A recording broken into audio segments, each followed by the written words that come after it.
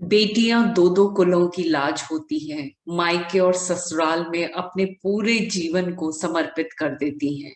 लेकिन जब भी बेटियां पियर आती हैं तो उनका मकसद कुछ लेना नहीं होता, बल्कि वो सब कुछ देना होता है जो उनके पास होता है।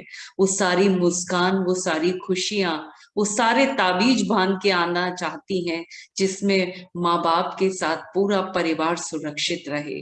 बेटियां जब भी पियर आती हैं अपनी जड़ों को सींचने के लिए आती हैं, तलाशने आती हैं वो भाई की खुशियों को, तलाशने आती हैं वो अपने माँ बाप की सुख और शांति को, वो ढूंढने आती हैं वो सलोना सा बचपन। आंगन में वो दीपक जलाने के लिए आती हैं और सारी तकलीफ और कष्टों को समेटने के लिए आती हैं बेटियां मायके। मैं ये नहीं कहूंगी कि बेटियां लेने के लिए आती हैं, क्योंकि बेटियां हमेशा देने के लिए आती है मायके। ताबीज बांधने के लिए आती हैं जिससे कि कोई नजर ना लगे, मेरा परिवार, मेरा घर हमेशा सुरक्षित रहे।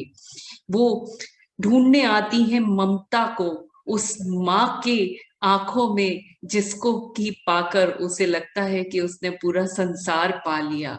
जिनकी कोख में, जिनके आंचल में वो पली होती है, उस ममतामयी माँ को निहारने के लिए आती हैं बेटियां मायके। देने आती हैं अपने भीतर के पवित्र मन को। बेटियां लेने नहीं, सिर्फ देने के लिए आती हैं। बेटियां जब भी लौटती हैं ससुराल, वो अपने आप को छोड़कर ही मायके में आती हैं बेटियां, क्योंकि बेटियां अपने मायके को, अपने पीहर को अपने प्राणों से भी ज्यादा प्यार करती हैं। ससुराल को उन्होंने अपनाया होता है, पर उनका एक मन पीहर में रह जाता है। जब भी कोई त्योहार आता है तो ये ना सोचे कोई भाई कि सिर्फ बहन लेने के लिए आती है, क्योंकि बहन देने के लिए आती है। वो उस रिश्ते को आजमाना चाहती है, वो उस रिश्ते को बनाए रखना चाहती है जिस रिश्ते की छांव में उसने अपना पूरा बचपन निकाला।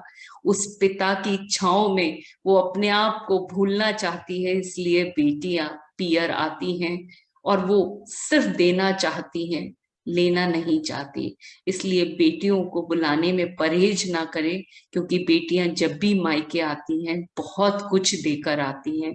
मुझे तो लगता है जिनके घरों में बेटियां नहीं हैं वो वास्तव में उतने सौभाग्यशाली नहीं।